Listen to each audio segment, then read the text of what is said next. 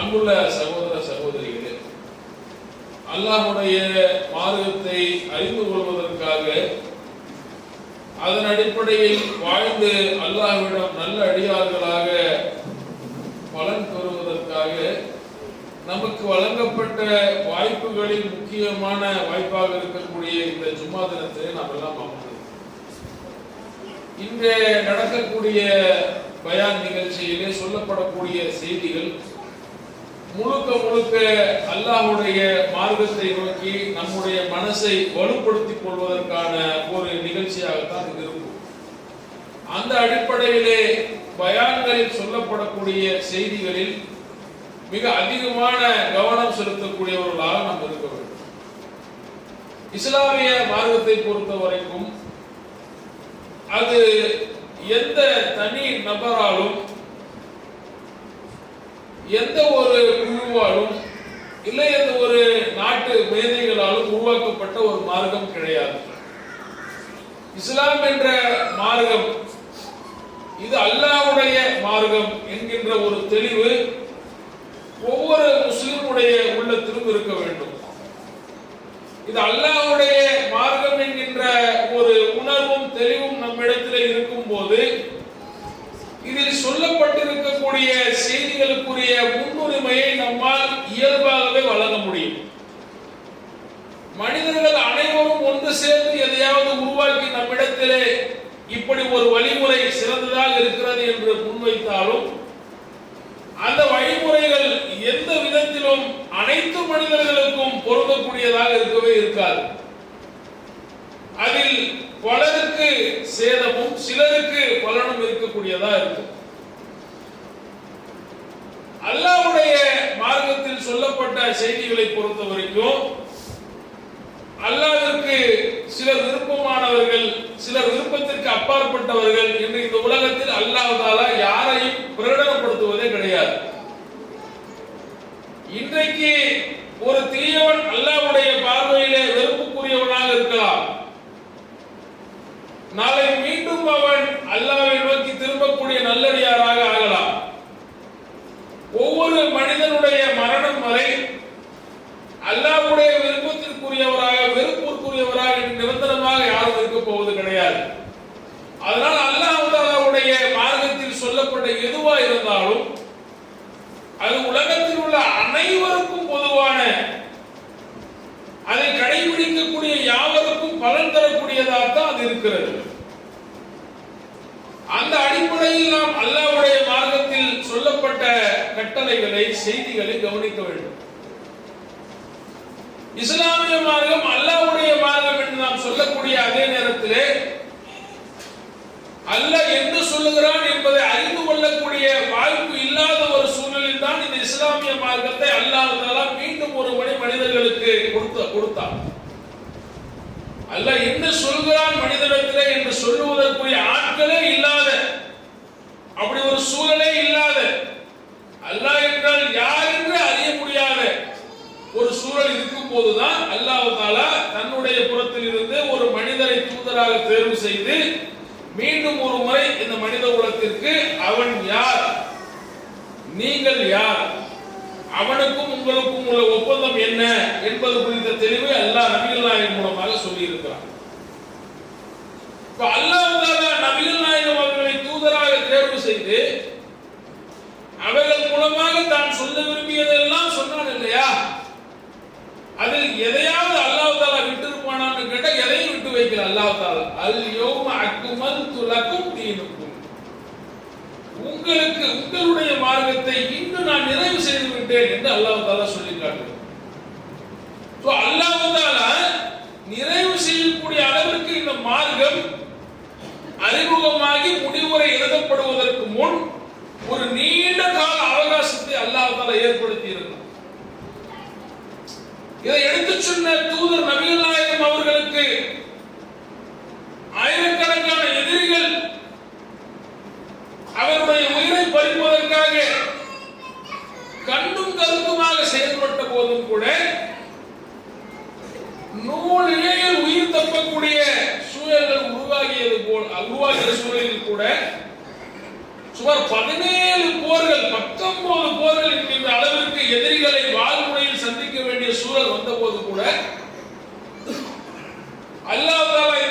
மார்க்கத்தை மனித குலத்திற்கு முழுமைப்படுத்துவதற்காக எவ்வளவு அவகாசம் தேவையோ அவ்வளவு அவகாசத்தை அல்லாஹ் ஏற்படுத்தி கிட்டத்தட்ட 23 ஆண்டு காலம் தான் சொல்ல ஆரம்பித்த முதல் செய்தியில் இருந்து கடைசி செய்தி வரை அல்லாஹ் சொல்லி முடித்து விட்டார். தான் சொல்ல விரும்பிய செய்திகள் அந்த காலத்தவர்களுக்கு மட்டுமல்லாமல் உலகின் இறுதியில் பிறக்கக்கூடிய மனிதன் என்று வரக்கூடிய யாராக இருந்தாலும் அவன் சிந்தித்து செயல்படுவதற்குரிய அத்தனையும் அல்லாஹ் சொல்லி முடித்து விட்டான். அல்லாஹ் இந்த செய்திகளை சொல்ல ஆரம்பிக்கும் போது இருந்த சூழல்களை கவனித்தோம் என்று சொன்னால் அல்லாஹ் தஆலா அந்த காலத்தில் நடைமுறையில் இருந்த அத்தனை விஷயங்களுக்கும் சரி தவறு என்று பிரித்து சரியானதை அங்கீகரித்தான், தவறானதை தடை செய்தான். இன்றைக்கு எப்படி நாம் இந்த உலகத்தில் மனிதர்களிடம் இருக்கக்கூடிய கலாச்சார சீர்கேடுகளையும் தவறான செயல்திட்டங்களையும் சிலருக்கு சாதகமாக பலருக்கு பாதகமாக திட்டங்களை வைத்து நடைமுறைப்படுத்துகிறோமோ இதே மாதிரியான சூழல் தான் இந்த வஹீயை இறக்கிய துவக்க காலத்தில் இருந்த மக்களிடத்தில் அல்லாஹ் தஆலா பார்த்தார். இன்றைக்கு இருப்பது போல விபச்சாரம் அன்றைக்கும் இருந்தது. அந்த விபச்சாரத்தை அல்லாஹ் தஆலா தடை செய்தார். இன்றைக்கு இருப்பது போல கொலை அன்றைக்கும் இருந்தது. கொலைகளுக்கு அல்லாஹ் தஆலா முடிவுரை எழுதினார். இன்றைக்கு இருக்கக்கூடிய நவீன அடிமைத்தனத்தை போல் அன்றைக்கும் ரொம்ப ஆழமா அடிமைத்தனம் இருந்தது. அதிலிருந்து வெளியேறுவதற்குரிய வழிமுறைகளை இலகுவாக ஆக்கி தந்தார். இன்றைக்கு இருப்பது போல் கற்பழிப்புகள் அன்றைக்கும் இருந்தது. இன்றைக்கு இருப்பது போல் அநாகரிகம் அன்றைக்கும் இருந்தது. இன்றைக்கு இருப்பது போல் ஏமாற்றுதல் அன்றைக்கும் இருந்தது. இன்றைக்கு இருப்பது போல் வட்டி அன்றைக்கும் இருந்தது. இப்படி எல்லாவற்றிலும் அல்லாஹ் தஆலா தலையிட்டு எல்லா செய்திகளிலும் விளக்கத்தை கொடுத்து அந்த செய்தி அந்த விளக்கம் ஏன் தரப்பட்டது, அந்த செய்தியை தரப்பட்டதற்கு அது பின்பற்றினால் ஏற்படக்கூடிய பலன்கள் என எல்லாத்தையும் அல்லாஹ் தஆலா பரிபூர்ணமாக நிரூபித்து இந்த உலகத்தில் உள்ள அனைத்து மேதைகளும் இஸ்லாமிய மார்க்கத்தை அறிந்து கொள்வதற்காக முன் வருவார்களே என்று சொன்னால் நான் முஸ்லிமாகவே இருந்து கொள்கின்றேன் என்று ஆர்வத்துடன் தங்களை இஸ்லாத்தில் இணைத்துக் கொள்ளக்கூடிய மேதாவிகள் ஏராளமாக இருக்கிறார். அப்படிப்பட்ட ஒரு மார்க்கமாக இந்த இஸ்லாமிய மார்க்கம் இருக்குதா இல்லையா? இந்த இஸ்லாமிய மார்க்கம் இதை காப்பாற்றி உலக மக்களுக்கு கொண்டு போய் சேர்க்க கடமைப்பட்டிருக்கக்கூடிய முஸ்லிம்களிடத்தில் இது அல்லாஹ்வுடைய மார்க்கம் என்ற தெளிவும் கிடையாது. இது அல்லாஹ் தந்ததை போல் நாம் உலக மக்களுக்கு கொடுத்து நன்மைகளை அடைய வேண்டும் என்ற ஆசையும் கிடையாது. எவ்வளவு முடியுமோ அவ்வளவு இந்த மார்க்கத்தை விட்டு வெளியேறதான் ஆசைப்படுகிறார்களே ஒழிய இந்த மார்க்கத்தோடு இணைந்திருக்க வேண்டும் என்று ஆசைப்படக்கூடியவர்களே ரொம்ப ரொம்ப ரொம்ப ரொம்ப சொற்பமா இருக்கிறார். எந்த அளவுக்கு சொன்னால் யாராவது அல்லாஹ்வுடைய மார்க்கத்தில் பிடிப்புடன் வாழ்வானே என்று சொன்னால் அவளை வாழ்வதற்கு தகுதியற்றவர்களை போல் பார்க்கக்கூடிய அவர்களை பற்றி பேசும்போது ஏராளமாக பேசக்கூடிய மக்கள் ஏராளமாக உருவாகி இருக்கிறார். ஆனா எத்தனை பேர் எத்தனை விதமா பேசினாலும் ரப்புல் ஆலமீனுடைய மார்க்கம் அது நிலைத்து நிற்கக்கூடிய அதில் சொல்லப்பட்ட செய்திகள் ஓங்கி முழங்க வேண்டிய செய்திகளா இருக்கு. அதுல ஒரு செய்தி தான் யம்ஹகுல்லாஹு ரிபா வ யுர்பி ஸதகா வல்லாஹு லா யுஹிப்பு குல்ல கஃபாரின் நஸீம். அல்லாஹ் தஆலா வட்டியை அழிக்கிறார், தர்மங்களை வளர்க்கிறார், நன்றி கெட்ட எந்த பாவியையும் அல்லாஹ் தஆலா விரும்ப மாட்டான் என்று வட்டிக்கு ஒரு அழகான முடிவுரையை அல்லாஹ் தஆலா எழுதுகிறார். குர்ஆனுடைய ஆயத்துக்கள் சிறிது சிறகு இறங்கி இருந்தாலும் அதனுடைய இறுதி ஆயத்தாக எது இருந்தது என்று சொல்லி கேட்டா வத்தகு யௌமன் துர்ஜஊன ஃபீஹி இலல்லாஹ். நீங்கள் அனைவரும் அல்லாஹ்வின் பின் ஒன்று திரட்டப்படக்கூடிய நாளை அஞ்சிக் கொள்ளுங்கள் என்ற ஆயத்தை தான் அல்லாஹ் தஆலா கடைசியை இறக்கி முடிச்சதா முஃபஸ்ஸிரீன்கள் ஹதீஸ்களிலே பதிவு செய்திருக்கிறார்கள்.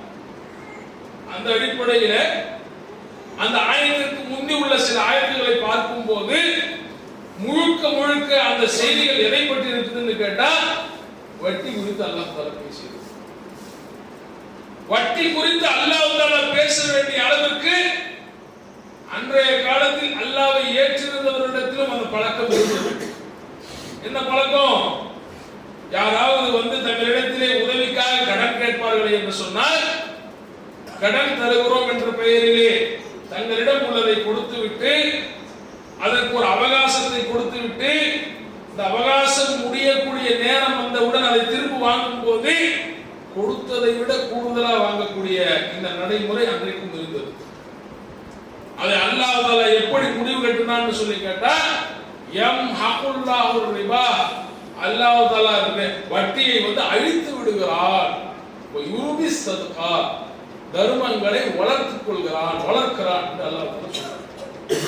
இப்போ இந்த செய்தியிலிருந்து வட்டி கொடுக்கக்கூடிய, வட்டி தொழில் செய்யக்கூடிய வணிகர்கள், வட்டி வணிகர்கள், வட்டி வியாபாரிகள், அவர்களுக்கு அல்லாஹ் தஆலா சொல்லக்கூடிய இந்த முடிவுரை கண்டிப்பாக ஒரு படிப்பினையாக, அச்சம் தரக்கூடியதாக இருக்க வேண்டும். ஏனென்று கேட்டால், வட்டி அல்லாஹ்விடம் இருந்து அளிப்பதற்கேற்ற அத்தனை நன்மைகளை கொண்டது. ஒரு வியாபாரி தன்னுடைய வியாபாரத்தின் போது களைப்பு ஏற்பட்டு தூங்கிடுவான். அவன் தூங்குற நேரத்தில் அவனுக்கு எந்த லாபமும் கிடையாது. அதே வட்டிக்கு வழங்கியவன் தூங்கி கொண்டிருப்பான். அவன் கொடுத்த அந்த பணத்தினுடைய லாபம் வளர்ந்து கொண்டிருப்பதாக அவன் நினைத்து சந்தோஷமா தூங்கிடுவான். அல்லாஹ் சொல்றான், நீ நினைக்கிற சந்தோஷமா அது உனக்கு வளருதுன்னு சொல்லி ஒரு காலம் நடக்காது. அது வளர்றது போல உனக்கு தெரியும். அதனுடைய அழிவை உணரக்கூடிய நாள் என்பது கண்டிப்பா உனக்கு வந்தே தீரும். இதை அல்லாஹ் தஆலா மானசீகமாக மறுமையை தொடர்புபடுத்துகிறார். யார் வட்டியை வியாபாரம் போன்றது என்று சொல்லி நியாயப்படுத்துகிறானோ, அவன் மறுமையிலே அல்லாஹ்வும் நிற்கும் போது மஸ்ஸஹு ஷைத்தான், ஷைத்தான் தீண்டியவனை போல பைத்தியம் பிடித்தவனாக வந்து நின்று கொண்டிருப்பான் அப்படின்னு அல்லாஹ் சொல்றான். என்ன சொல்றான்னு கேட்டா, வியாபாரத்தையும் வட்டியையும் ஒன்று நினைச்சு செஞ்சிட்டு அதை நியாயப்படுத்துறப்பா, நீ வந்து நிப்பாங்க, நீ நிற்கும் போது மற்றவெல்லாம் நின்றுட்டு இருப்பா, ஒவ்வொருத்தன் நிற்பா, ஒவ்வொருத்தன் சந்தோஷத்துல நிற்பா. ஆனா நீ நிற்கும் போது உங்களுடைய ஸ்டைல் எப்படி இருக்கு தெரியுமா? பைத்தியம் பிடிச்ச மாதிரி நின்றுட்டு இருப்ப அப்படின்னு சொல்லலாம். என்ன சொல்றான்னா, அறிவை கொண்டு சிந்தித்து பார்க்கும் போது வட்டி என்பது வன் கொடுமை என்று தெரிந்திருந்தோம், அதில் வீடு நியாயப்படுத்துவதற்கு நீ எடுத்துக்கொள்ளக்கூடிய ஆயுதம் என்ன தெரியுமா? அல்லாஹ் அனுமதி அளித்த வியாபாரத்தினுடைய பெயர் எடுத்துக்கிட்டு நீ அல்லாஹ் ஹராமாக்கி ஒன்று ஹலால் ஆக்குவதற்கு அதனுடைய அடையாளத்தை காட்டுற இல்லையா? உன் அறிவு அது சரின்னு சொல்லுது இல்ல, எவ்வளவு மடமையான அறிவு என்பதை நான் உனக்கு காட்ட ஒரு நாள் வரும். நல்லா இப்ப கிட்டத்தட்ட இந்த வட்டியை பற்றி பேசுவதற்கு நிறைய இருந்தாலும் குர்ஆனுக்குள் அல்லாஹ் தஆலா ஒரு சில தேர்ந்த இடங்களில் மட்டும்தான் பேசியிருக்கான். ஏன் அப்படின்னு சொன்னா, இது இருக்கு இல்லையா வட்டி, இது தப்பு என்று உட்கார்ந்து அப்படி பெரிய அளவுக்கு நுணுக்கமா சொல்ல வேண்டிய எந்த அவசியமும் இல்லை. ரொம்ப எளிமையா புரிந்து கொள்ளக்கூடிய ஒரு நிலை தான் இருக்கிறது. நீங்க 1 லட்சம் ரூபாய்க்கு இல்ல 2 லட்சம் ரூபாய்க்கு இல்ல ஒரு 20 லட்சம் ரூபாய்க்கு உங்க வசதிக்கு தகுந்த மாதிரி ஒரு வீடை வாங்குறீங்க. வாங்கி அந்த வீட்டை வட்டிக்கு கடன் வாங்கி உங்கள் பெயருக்கு பதிவு செய்றீங்க. ஆனா பதிவு செய்யும் போதே அது உங்க பெயருக்கு பதிவாகுவது கிடையாது. அது எவன் கடன் கொடுத்தானோ அவனுடைய பெயருக்கு தான் பதிவாகிறது. அதற்காக உங்களுடைய உழைப்பில் நீங்கள் வாங்கிய 20 லட்சத்திற்கு பணத்தை கட்டும் போது அது முடிவுல 30 லட்சமா, 32 லட்சமா, 40 லட்சமா, வட்டியுடைய விகிதத்தை தேர்ந்தவாறு அது அப்படியே மாறும். 40 லட்சம் ரூபாய் உங்களுக்கு அது மூலம் அடங்குகிறதுன்னு சொன்ன ஒரு கட்டாயம் வரும்போது நீங்க அதை விற்கிறீங்க. நீங்க வாங்கி பயன்படுத்திய வீடு நீங்கள் விற்கும் போது பழசா இருக்கும். நீங்க அந்த இடத்தினுடைய அளவு, அந்த பணம், அதனுடைய வளர்ச்சி கொஞ்சம் கணக்குல வச்சீங்கன்னா நீங்க எக்ஸ்ட்ராவா கட்டினீங்கல்ல அதையும் உங்க முதலா மாத்துவீங்க. அதையும் உங்களுக்கு திருப்பி வேணும்னு நினைப்பீங்க. அந்த பணத்தை கொடுத்தாதான் இந்த வீடை நீங்க விற்பீங்க. அடுத்த ஒருத்தர் வீடு வாங்கும் போது நீங்கள் உங்களுக்காக கட்டிய, உங்களுக்காக வாங்கிய அந்த வீட்டுல நீங்கள் அதை பயன்படுத்துவதற்காக, உரிமையாக்கிக் கொள்வதற்காக கட்டின வட்டி, அதையும் சேர்த்து அவங்க வாங்குவீங்க. இயற்கையாகவே பொருளினுடைய மதிப்பு 2 மடங்கு ஆகுவதற்கு ரொம்ப எளிமையான வழிமுறைகளை ஏற்படுத்தி கொடுத்தோம். இப்படித்தான் வட்டி என்பது ஒரு தனி மனிதனையும் அழிக்கிறது, எத்தனையோ நாடுகளில் உள்ள வங்கிகளையும் அழிக்கிறது. எத்தனையோ நாடுகள் தங்களுடைய பொருளாதார திட்டங்களை தீட்டுவதற்கு பெரிய பெரிய அறிஞர்கள், பெரிய பெரிய அறிவாளிகள், பொருளாதார வல்லுநர்கள் உட்கார்ந்து பேசும்போது நீங்க கேட்டீங்க, நம்ம கேட்டோம்னு சொன்னா அப்படியே நம்முடைய மயிர்கால்கள்லாம் நின்றோம், சிலிர்த்து போயிடும். ஏன்? அவ்வளவு அறிவா பேசுவான், அவ்வளவு தெளிவா பேசுவான். இத்தனை பேர் இருக்கிறீங்களா, இத்தனை ஆயிரக்கணக்கில் இருக்கிறீங்களா, ஏன்டா ஒரு நாடு அதல பாதாளத்துக்கு போயிட்டே இருக்குது, இதற்கு யாராவது பதில் சொல்லுங்களா அப்படின்னு கேட்டா, இந்த ஆயத்தின் அடிப்படையில் சிந்திக்க கடமைப்பட்டிருந்தால் சொல்லுவாங்க, முழுக்க முழுக்க ஒரு நல்ல பொருளாதாரத்தை நோக்கி நம்ம போகலாம். ஆனா சிந்திக்க மாட்டோம். ஏன் சிந்திக்க மாட்டோம்டா? பயம். என்ன பயம்?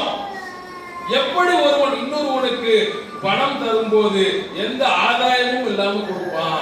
அதனால ஆதாயத்தோடு கொடுத்தாதானே கொடுக்கவும் முடியும், வாங்கவும் முடியும்.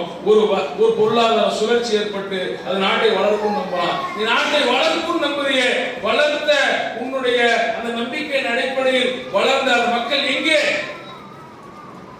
இன்றைக்கு உங்களுக்கும் எனக்கும் ஒவ்வொரு குடிமகனுடைய தலையிலும் ஒவ்வொரு நாட்டில் யாரெல்லாம் இருக்கிறாங்களோ, இந்த நாடு எந்த நாடு எடுத்தாலும் பெரும்பாலான நாட்டு மக்கள் தங்களுடைய தலையில் தாங்கள் வாங்காத கடனுக்கு கடனாளிகளாக அழைக்கப்பட்டுக் கொண்டிருக்கிறார்கள். வந்து உங்க வீட்டு வாசல் திறந்து கேட்கறது கிடையாது, ஆனால் நாம் கடன்காரர்கள் என்றுதான் சொல்கிறார்கள். ஏன் நாம் கடன்காரர்கள் ஆகணும் அப்படின்னு சொல்லி கேட்டா, ஆசையின் காரணமா, பேராசையின் காரணமா, தேவையின் காரணமா, பொறுமை என்ற ஒன்றை இழந்து அவசரத்தின் மூலமாக அனைத்தையும் அடைய வேண்டும் என்ற நோக்கத்தில் தனிநபர்கள் செயல்பட்டு அதனுடைய தாக்கம் குழுக்களுக்கு ஏற்பட்டு, அதனுடைய தாக்கம் அரசாங்கத்திற்கு ஏற்பட்டு, அதனுடைய தாக்கம் அறிவாளிகளுக்கு ஏற்பட்டு, இந்த வழிமுறை தான் சரியாட்டங்குதுன்னு சொல்லி போயிட்டே இருக்கிறாங்க. இந்த வண்டியை யாரும் நிறுத்துவதற்கு இடமே இல்லை, இப்படித்தான் போகும் போல என்ற முடிவை நாம் எல்லாம் எடுக்கக்கூடிய அளவுக்கு இந்த வண்டி படு வேகமா போயிட்டு இருக்குது. ஆனால் ரப்புல் ஆலமீன் ஒரு ஆயத்துல உத்தரவு போட்டா அத்தனை பேரும் இறையச்சத்தோடு அதிலிருந்து விலகுவதற்கு தயாரானார்கள். ரசூலுல்லாஹி ஸல்லல்லாஹு அலைஹி வஸல்லம் அவர்கள் வட்டி இல்லாத சமுதாயத்தை கொண்டு வந்து நிறுத்தினார்கள். நிறுத்தியதன் காரணமா அந்த இடத்திலே நன்மைகள் ஏராளமா பெருகியது. ரசூலுல்லாஹ் இருந்த காலத்திலேயே அவர்கள் எந்த முன்னேற்றத்தை மக்கள் காண வேண்டும் என்று மக்கள் ஆசைப்பட்டார்களோ அதை காட்டிவிட்டு சென்றிருக்கிறார்கள். ரசூலுல்லாஹ் எந்த வட்டி பொருளாதாரத்தையும் அனுமதிக்கல, மாறாக தடை செஞ்சாங்க. எந்த அளவுக்கு தடை செஞ்சாங்க? என் குடும்ப உறுப்பினருக்கு வர வேண்டிய வட்டி அதை நான் ரத்து செய்யறேன், அவர் கொடுத்த அசல் தான் அவருக்கு வட்டி, அவருக்கு யாருக்கும் தர தேவையில்லை என்று சொல்லி இப்படி உறுதியான நிலைப்பாடுகள் மூலமாக ஒவ்வொரு நாடும் செயல்படும் சொன்னா அந்த நாட்டினுடைய வளர்ச்சியை யாராலும் தடுக்க முடியாது. சரி, இப்ப தனிநபர்களாகி நாம் வருவோம். அவர்கள் எப்படியோ செயல்பட்டு போறாங்க, நாம என்ன பண்றது? ஒரு நெருக்கடின்னு வந்தா, ஒரு அவசரம் வந்தா நம்ம வட்டியின் பக்கம் போக வேண்டிய கட்டாயத்திற்கு தள்ளப்படுகிறோமே அப்படின்னு சொல்லி கேட்டா, முதல்ல யாராவது வட்டியை நோக்கி போகிறோம்னு சொன்னா ஒரு நிமிடம் அல்லாஹ்வுக்கு பயந்து இறையச்சத்தோடு தொழுது விட்டு, நான் இந்த வட்டியை நோக்கி போகிறேனே, என்ன காரணத்தை நான் முன் வச்சிருக்கிறேன் அப்படின்னு கொஞ்சம் உங்க காரணத்தை அப்படியே திறந்து பாருங்க. யாரோ உங்கள் உள்ளத்தில் ஏற்படுத்திய ஊசலாட்டம் தான் அதற்கு அடிப்படை காரணமா இருக்கு. ஒண்ணு உங்கள் உள்ளத்தில் இருந்த பேராசையா இருக்கலாம், இல்லை உங்கள் குடும்ப உறுப்பினர்களிடம் இருந்து பேராசையா இருக்கலாம், இல்லை உங்கள் பிள்ளைகளிடமிருந்து, உங்கள் பாசத்திற்குரிய பிள்ளைகளிடமிருந்து ஏற்பட்டதா இருக்கலாம். இப்படி ஏற்பட்டதன் விளைவாக தான் நம்ம போகிறோம். அல்லாஹ் தஆலா என்ன சொல்றான்? وَلَنَبْلُوَنَّكُمْ بِشَيْءٍ مِنَ الْخَوْفِ, உங்களை நாம் அச்சத்தால் சோதித்து பார்ப்போம். وَالْجُوعِ, பசியால் சோதித்து பார்ப்போம். وَنَقْصٍ مِنَ الْأَمْوَالِ وَالْأَنْفُسِ, உங்களுடைய சொத்துக்களிலும் உங்களுடைய சொந்த பந்தங்களிலும் நாம் ஒரு சேதத்தை ஏற்படுத்தி சோதித்து பார்ப்போம். வஸ்ஸமராத், உங்களுடைய விளைச்சல்களிலும் சோதனை சேதத்தை ஏற்படுத்தி சோதித்து பார்ப்போம். இந்த மாதிரியான தருணங்களில் சோதனைகளை தாங்கிக் கொள்ளக்கூடிய சாதனையாளர்களாக நீங்கள் மாறி என்ன சொல்லணும் தெரியுமா? இன்னா லில்லாஹி வ இன்னா இலைஹி ராஜிஊன். நாங்கள் நிச்சயமாக அல்லாஹ்விற்கு சொந்தக்காரர்கள், அல்லாஹ்விடம் கொண்டு செல்லப்படக்கூடியவர்களாக இருக்கிறோம்னு சொல்லுங்கன்னு அல்லாஹ் சொல்றான். உலாயிக அலைஹிம் ஸலவாத்தும் மிர் ரப்பிஹிம் வ ரஹ்மா, அவர்கள் மீதே அல்லாஹ்வுடைய அமைதி இருக்கிறது. வ உலாயிக ஹுமுல் முஹ்ததுன், அவர்களே நேர்வழியிலும் இருக்கிறார்கள் அப்படின்னு அல்லாஹ் சொல்றான். என்னடா வட்டியை பத்தி பேசிட்டு பொறுப்பை பத்தி சேர்த்து நினைக்கிறீங்களா? ஒரு சைக்காலஜியில் அல்லாஹ் சொல்றான். என்ன சைக்காலஜி? உனக்கு நான் கொடுத்து நீ அனுபவித்துக் கொண்டிருக்கக்கூடிய ஒன்றை பறிக்கும் போதே நீ சகிச்சுக்கோ அப்படின்னு உனக்கு பாடம் நடத்துறேன். இன்னும் உனக்கு சொந்தமாகாத ஒன்று சொந்தமாகணும்ன்றதுக்காக பேராசைப்பட்டு போய் அல்லாஹ் தடுத்த ஒண்ணுல விழுகுறிய. உங்களுடைய இருக்கிற ஒன்றை பறிச்சாலே பொறுமை காக்கணும். நீ இல்லாத ஒன்றுக்கு ஆசைப்பட்டு அவனை விட்டு அவனோட அருளை விட்டு ஒதுங்குற. அப்ப எப்படி நீ நேர்வழியில் இருக்க? எப்படி நேர்வழியில் நடைபெற முடியும்? இதனால் எப்படி அல்லாஹ்வுடைய அமைதியை பெற முடியும்? முடியாது, முடியவே முடியாது. அமைதின்னா என்ன? நான் பேசும்போது நீங்க கை கட்டி உட்கார்ந்து கேட்கறீங்க, இது அமைதியா? நீங்க போய் ராத்திரி தூங்கும் போது அல்லாஹ்வுடைய பயம் மட்டும் இருந்து நரக நெருப்பு நம்மை தீண்டி விடக் கூடாது என்கின்ற கவலை மட்டும் கொண்டவர்களாக தூங்கணும்னு சொன்னா இதுதான் அமைதி. காலையில் எழுந்தா போனுக்கு இஎம்ஐ கட்டணும், காலையில் எழுந்தா வீட்டுக்கு இஎம்ஐ கட்டணும், காலையில் எழுந்தா வண்டிக்கு இஎம்ஐ கட்டணும், காலையில் எழுந்தா கல்யாணம் வைக்கிறதுக்காக வாங்கிய கடனுக்கு நம்ம போய் கந்து வட்டிக்காரனுக்கு பணம் கட்டணும், காலையில் எழுந்தா பைனான்சியல் முகத்தில் முழிக்கணும். என்ன பண்ணலாம்? அந்த பைனான்சியல் முகத்தில் முடிக்க வேணாம், வேற பைனான்சியல் முகத்தில் முடிக்கலாம். எதுக்கு? மீண்டும் ஒரு அமைதியை தொலைப்பதற்கான பாதையை தேர்வு செய்யும். அமைதியை பெறுவதற்குரிய பாதையை தேர்வு செய்யும். இன்னொன்றை, வட்டிக்கு கடன் வாங்கி தங்களுடைய ஆசைகளை நிறைவு செய்து கொள்ளக்கூடியவர்களுக்கு ஒரு மனோ தத்துவ ரீதியான அறிவுரை. ஒரு வட்டிக்காரங்களுக்கு வட்டிக்கு பணம் தந்து உங்களை ஊக்கப்படுத்துறானே, அதை நீங்கள் வாங்கினால் உங்களிடமிருந்து திரும்ப வாங்கிக் கொள்ளலாம் என்கின்ற நம்பிக்கை எவ்வளவு இருந்தா உங்களுக்கு கொடுப்பான். உங்கள்கிட்ட இருந்து அந்த உழைப்பின் மூலமா மீண்டும் அவன் வாங்கிக் கொள்ள முடியும் என்ற நம்பிக்கை உங்கள் மீது அவனுக்கே இருக்குன்னா அல்லாஹ்வை நம்பிக்கை கொண்ட முஸ்லீமாக இருக்கக்கூடிய நமக்கு என்ன இருக்கணும்? 25 வந்த ஆசை 28 நிறைவு செஞ்சுக்க போற என்ன போயிருக்குதுல? நான் என் மேல நம்பிக்கை வைக்கிறேன், என் அப்பா மேல நம்பிக்கை வைக்கிறேன். இப்படி இல்ல போவா நம்ம போகணும். என்ன அடைவதற்குரிய நாட்கள் கொஞ்சம் கூடுதா? போகுதுங்க. யாருக்காவது பயப்பட தேவை இருக்குமா? எதற்காவது கவலைப்பட தேவை இருக்குமா? இன்றைக்கு எத்தனை பெண்களுடைய நகைகள் பேராசையின் காரணமா நகையே காப்பாத்திக்கணும், கடனும் வேணும், கொண்டு போய் வங்கியில வச்சு கடன் வாங்கி வட்டிக்கு, அப்புறம் தொழில முன்னேற்றம் ஏற்பட முடியாம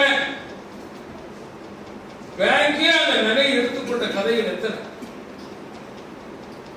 அவருடைய பெயர்களை பேப்பர்களிலே போட்டு இன்னாருடைய மனைவி இன்னாருடைய நகை நாளை ஏலத்துக்கு வரப்போகிறது, இன்னாருடைய மகன் இன்னாருடைய தந்தை பேருந்து வரப்போகிறது. என்ன இதெல்லாம் நம்ம படிக்கும் போது தெரிகிறதுன்னு சொன்னா, நமக்கு கடன் கொடுத்து நம்மளை ஊக்கப்படுத்தக்கூடியவர்கள் நம் மீது அன்புனால கிடையவே கிடையாது. அன்புனால கிடையவே கிடையாது. அவன் உழையா தடியனாக இருந்து உழைப்பவனின் உழைப்பை சுரண்டி அவனுடைய அறிவை மழுங்க செஞ்சு அவனுக்கே அவன் மீது நம்பிக்கையற்றவனாக அவனை ஆக்கி அவனை கடைசி வரை எழுதப்படாத அடிமையாக ஆக்குகிறது. அதன் காரணமாகத்தான் கடன் வாங்கிவிட்டோம் என்கிற ஒரே காரணத்திற்காக கடன் கொடுத்தவன் தான் கட்டிய மனைவியை பற்றி தப்பா பேசுவான், பேச முடியாது. இதை எழுதக்கூடாத அடிமையினுடைய நிலைமையா இருக்கும். மான ரோசம் உள்ள ஒருத்தன் கொண்டாடிக்கிற எங்கம்மா உன் பரிச எப்பமா வருவான், அதோட நிறுத்தலானா? ராத்திரி மட்டும் வர மாட்டேங்குது. எப்படி இந்த சொற்கள் எப்படி இருக்கும்? இந்த சொற்களில் உள்ள பின்னர்த்தம் என்ன? பதில் சொல்ல முடியுமா? எதுக்குப்பா கடன் வாங்கின? சொல்ல முடியாது. அப்ப நாம ஏற்படுத்தி கொண்ட எந்த ஆசையும் தேவையும் நமக்கு என்ன சொல்லி தரணும்னு கேட்டா, இதுவெல்லாம் இந்த உலகத்தில் அனுபவிப்பதற்குரிய ஒரு சிறிய அளவுக்குள்ள வசந்தங்கள், அவ்வளவுதான். வட்டிக்கு கடன் வாங்கி ஒரு வாகனம் வாங்கி அந்த வாகனத்தை ஓட்டி நான் ஒரு இடத்துல இருந்து இன்னொரு இடத்துக்கு போகிறேன்னு சொன்னா, நான் ஒண்ணு 7 மணிக்கு ஏறி தருமபுரிக்கு 7:05 இறங்க போறது இல்ல, 7:50க்கு இறங்குவேன். பஸ்ல போனா 8 மணிக்கு இறங்கும். இந்த 10 நிமிஷம் இந்த சேமிப்புக்காக மானத்தை சேமிச்சு வச்சிருப்போம். சின்ன வயசுல எவனாவது டாய் அப்படின்னு சொல்லிட்டா யாரை பார்த்தா டாய் இந்த வீராப்பா போயிருப்போம். இன்னைக்கு அடேங்குவான், இது முதலாளி வந்தாங்க. ஏன்னா ஆசைகளுக்கு அணை போட தெரியாதவர்களாக வாழ்ந்து அறிவினர்களாக. முஸ்லிம்கள் அப்படி இருக்கக்கூடாது. தப்பு வட்டி தொழில் செய்பவனின் மீது மிக கடுமையாக இஸ்லாம் பேசுகிறது. அந்த தப்பு செய்யறவன்கிட்ட போய் நீ சிக்கிக்கோன்னு இஸ்லாம் இன்னைக்காவது சொல்லுமா? சொல்லுமா? சொல்லாது. அல்லாஹ் சொல்றான், அல்லாஹ்வுடைய தூதர் சொல்றாங்க, யாரெல்லாம் வட்டி கொடுத்து சம்பாதிக்கிறார்களோ அவனுக்கும் அல்லாஹ்வுடைய லானத் இருக்கு. யாரெல்லாம் வட்டிக்கு கடன் வாங்குகிறானோ அவன் மீதும் அல்லாஹ்வுடைய லானத் இருக்கிறது. யாரால் இந்த இருவருக்கு மத்தியில் நடக்கக்கூடிய அந்த கான்ட்ராக்ட்ல சாட்சியா நிற்கிறானோ அவன் மீதும் லானத் இருக்குது. எவன் இதற்கு கணக்கு எழுதி தருகிறானோ அந்த அக்கவுண்டன்ட்டுக்கும் என்ன இருக்கு? லானத். எங்கேயுமே அல்லாஹ் தஆலா செய்யறவனுக்கு ஒரு தண்டனை, அது செய்யறவனை மாற்றவன் அப்படி கிடையாது. லானத்தை அல்லாஹ் தஆலா பிரிக்கிறான், பகுப்பா பிரிக்கிறான். ரசூலுல்லாஹ் மூலமா சொல்றான், வேண்டாம் வாங்காதீங்க அப்படின்றத ரசூலுல்லாஹ் புரிய வைக்கிறார். இந்த புரிதலோடு நம்மிடம் இருப்பதை பறித்தாலே நாம் பொறுத்துக் கொள்ளணும் என்கின்ற பயிற்சி எடுத்துக்கிட்டோம்னா, இல்லாத ஒண்ணுக்கு ஏக்கம் எதுக்கு, ஆசை எதுக்கு? அவங்க பக்கத்து வீட்டுக்கார ஒரு சந்தோஷமான ஒரு பொருளை வாங்கி சந்தோஷப்படுறானா, சகிச்சுக்கலாம். அவனை விட சிறந்த ஒன்று அல்லாஹ் தஆலா நமக்கு, அதை விட சிறந்த ஒன்று அல்லாஹ் தஆலா நமக்கு மறுமையில தரமாட்டானா? எத்தனையோ பேர் ஆசைகளை அடக்கிக் கொண்டு தாங்கள் எந்த ஆசைகளை அடக்கிக் கொண்டோமோ சிலருக்கு அல்லாஹ் தஆலா அவருடைய சந்ததியினர் மூலமா ஹலாலான முறையில் உலகத்திலே கொடுத்திருக்கிறான். சகிப்புத்தன்மை தான் காரணமா இருக்குது. எப்படி பார்த்தாலும் அல்லாஹ்வுடைய மார்க்கம் என்ற இஸ்லாமிய மார்க்கத்திற்குள் வட்டியில் விழுந்து வீணாகி விடாமல் நாம் வாழ வேண்டும் என்ற லட்சியத்தோடு வாழ்வதற்கு அல்லாஹ் தஆலா நமக்கு அருள். பிஸ்மில்லாஹிர் ரஹ்மானிர் ரஹீம். இன்னல் ஹம்தலில்லாஹ் அல்லாஹும்ம ஸல்லி அலா முஹம்மத் வ அலா ஆலி முஹம்மத் கமா ஸல்லைத அலா இப்ராஹீம் வ அலா ஆலி இப்ராஹீம் இன்னக ஹமீதும் மஜீத். அல்லாஹும்ம பாரிக் அலா முஹம்மத் வ அலா ஆலி முஹம்மத் கமா பாரக்த அலா இப்ராஹீம் வ அலா ஆலி இப்ராஹீம் இன்னக ஹமீதும் மஜீத். ஃபபிஸ்லம் மினல் லஸீன ஹாது ஹர்ரமனா அலைஹிம் தொய்யிபாத்.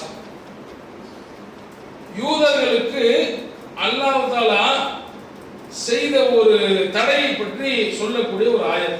அல்லாஹ் என்ன சொல்றான்னா, யூதர்களுக்கு நாம் அனுமதித்த தூயவற்றை தடை செய்துட்டோம் அப்படின்னு. அல்லாஹ் தஆலா ஏற்கனவே அனுமதி வழங்கி இருந்த தூய்மையானது இருக்கா இல்லையா, அதையே அல்லாஹ் தஆலா தடை செஞ்சிட்டான். ஏன் அப்படின்னு சொன்னா, அவர்கள் செய்த சில அநீதி தான் அதற்கு காரணம். அதுல ஒரு அநீதி என்ன தெரியுமா? வட்டியை விட்டு அவர்கள் தடுக்கப்பட்டிருந்தும் அதை உண்ட காரணத்தினால் அவர்களுக்கு அல்லாஹ் தஆலா அனுமதித்தது தடை செய்யப்பட்டது. என்ன செய்யறாங்க அல்லாஹ் தஆலா? வட்டியில் நோக்கி போகக்கூடிய மக்களை அல்லாஹ் விரும்புறது கிடையாது. என்ன செய்யறான்னு கேட்டா, அவனுக்கு ஏற்கனவே அனுமதித்த பலவற்றை எல்லாம் தடை செஞ்சிருக்கும். நமக்கு இனிமேல் எந்த தடையும் வராது. என்ன இனிமேட்டு கோழி உங்களுக்கு தடை, ஆடு தடைலாம் எல்லாம் சொல்ல மாட்டான். ஆனா என்ன மானசீகமா நடக்கும்னா, அனுமதித்த பலவற்றை நாம் அனுபவிக்க முடியாமல் போயிட்டே இருக்கும்.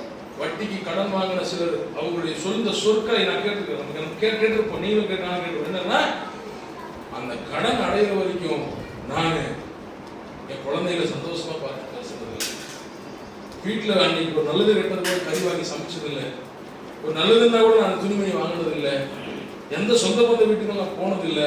ஏன்? கடன் அடைக்கணுமே கடன் அடைக்கணுமே கடன் அடைக்கணுமே. இது எல்லாம் தடை செய்யல, நாம அனுமதிக்கப்பட்டதையெல்லாம் அந்த வட்டியில போய் விழுந்தோட தடை செஞ்சுக்கணும். சுப்ஹானல்லாஹ், அல்லாஹ்வுடைய மார்க்கம் தெளிவான மார்க்கம். தெளிவில் நாம் தெளிவா இருந்தோம்னா தெளிவான மறுமையை நோக்கி பயணிக்க முடியும். அல்லாஹ் தஆலா